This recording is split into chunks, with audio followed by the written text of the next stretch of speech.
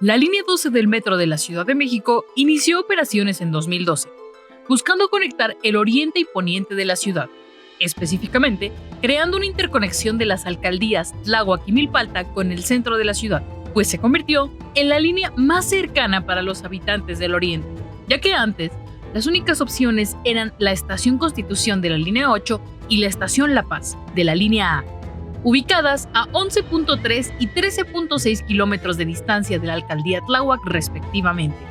La línea dorada se compone de 20 estaciones y más de 25 kilómetros de recorrido desde Tláhuac hasta Mixcoac, y tiene conectividad con las líneas 2, 3, 7 y 8, que son de las más utilizadas dentro del sistema. Aunque desde su inauguración presentó fallas estructurales que obligaron a cerrar el tramo elevado durante año y medio, de 2014 a 2015, la línea 12 traslada a un promedio de 400,000 usuarios diariamente. Se desplomó el puente por donde circulan los trenes.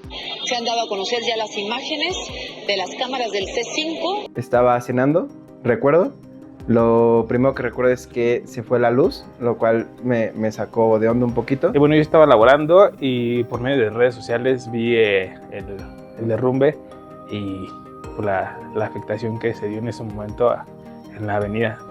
Por medio de redes sociales empecé a ver lo que fue transmisiones en vivo, personas que publicaban por los diferentes medios. Por unos 10 minutos y me hubiese tocado el vagón que se cayó. De hecho, yo estaba en la estación de Atlalilco, donde detuvieron todos los trenes y ya no avanzaron. Y no sabíamos qué estaba pasando.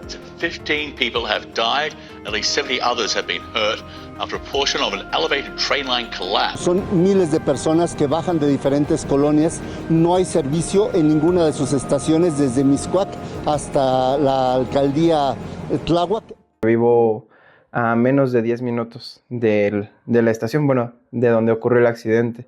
Siempre he tenido como que esta onda de querer ir a ayudar a lo que sea, entonces pues avisé a mis papás lo que había ocurrido y fui automáticamente como pues básicamente a lo que podía auxiliar. Ver la vida humana, o sea, me tocó ver principalmente gente que llevaban cargando llena de sangre, todas las ambulancias. Pues la verdad es que incluso ver cadáveres cuando ya estaba Semefo, entonces fue un shock. Entonces ya no había manera de cómo llegar a mi domicilio.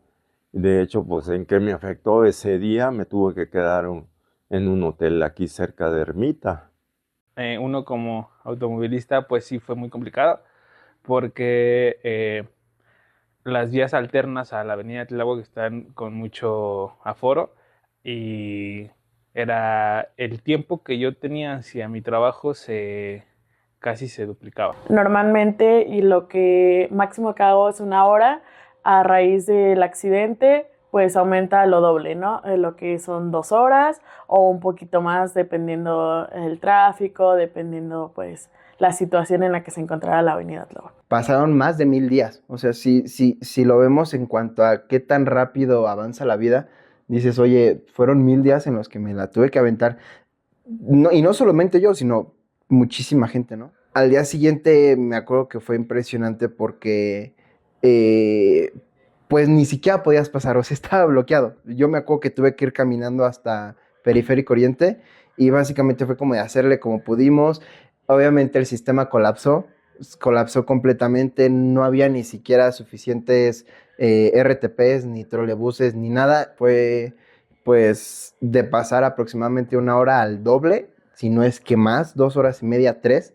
Entonces creo que los primeros días fueron muy, muy, muy complicados y te mentiría si te dijera que en algún momento dejó de serlo. Tanto el cansancio que uno ya trae, el estrés de que nomás no podías avanzar de ciertas estaciones a otras, del tiempo de llegada a tu casa era pues más, que a lo mejor planeabas hacer más cosas y ya por los tiempos ya no te daba. Entonces sí era un poquito estresante, un poquito ansiedad de que estás en el sol, estás en los medios que era RTP, micros, y te hacías más tiempo. No solamente tenías que llegar a la estación, porque a lo mejor en Olivos había muchísima gente y pasaba uno y no. Entonces, ¿qué hacías? O te vas hasta Periférico y buscas si te vas por Periférico para llegar por Perisur, o te regresas a Nopalera, una estación antes. Entonces, fue muy complicado, sobre todo agotador por el tema del sueño. Te quitaba las ganas de querer ir con tus amigos, ¿no? Varias veces tuve que salir incluso por trabajo y era como de, ya venía Tláhuac, y ya vas mentalizado de que mínimo 40, 50 minutos a que llegues a Periférico Oriente. Muchas veces ya traes un estrés laboral y influye y te da más estrés como que automovilístico, el manejar, el tiempo, en que a veces salías con un tiempo determinado y veías que no avanzaba el tráfico, que había más tráfico, entonces ahí empezaba a generar un estrés antes del laboral que muchos tenemos. Constantemente llegaba tarde, me tenían que hacer omisiones de entrada y en fin, hay veces me encargaban trabajo sumamente pesado que tenía que terminarlo después de mi hora de salida. ¿Cuál era mi hora de salida? A las 10 de la noche. Pero entienda, le digo, oiga, a las 3 de la mañana, o si me va a dar albergue aquí, pues aquí me quedo. Ya no me puedo ir. Además me va a salir bien costoso. Si salgo a las 3 de la mañana ya no va a haber nada. Y sí causó ese tipo de problemas en mi trabajo.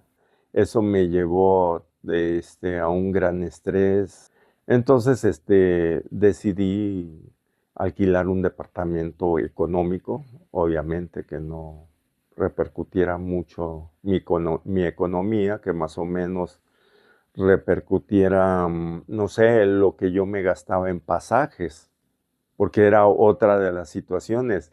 Aumentó el costo del pasaje, como ya llegaba como a las 12:30, 1 de la mañana al Metro Tláhuac apenas. Y del Metro Tláhuac, donde yo vivo, bueno, todavía está media hora. Y ya los camiones, pues había pocos y obviamente ya cobraban el doble. O sea, fue una respuesta básicamente del gobierno, tanto a nivel local, ciudad, como alcaldía, pésimo, que incluso el propio usuario tuviese que asumir el costo de algo que no estaba en sus manos prever, mantener, ni nada. O sea, para mí se me hace gravísimo. Cerca de la avenida Tláhuac la tratabas de evitar por el riesgo de alguna colisión con los sistemas de apoyo y con los mismos automovilistas, y muchas veces con el aumento de la afluencia de motociclistas, tenías ese riesgo, aumentó del poder colisionar con alguien o causar algún defecto a alguien más. Entonces sí se ponía en riesgo esa cuestión. El tráfico pues disminuyó completamente.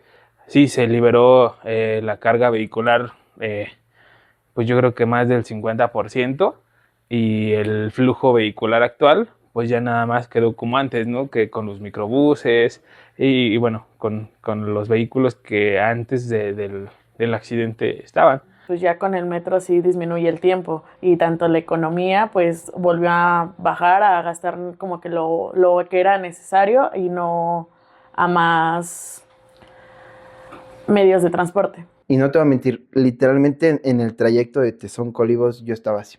O sea, yo estaba temblando y dije, oye, algo está aquí, se siente bien raro. La vibra era muy rara, no te voy a mentir, los primeros días sí fue bien complicado. Incertidumbre de que si había quedado bien, si algunos ruidos extraños que llegan a pasar, o que comúnmente actualmente el metro se llega a parar por mucho tiempo en las distintas estaciones, o llegan a pasar incidentes, pues sí te quedas como con la duda si ya quedó bien la línea.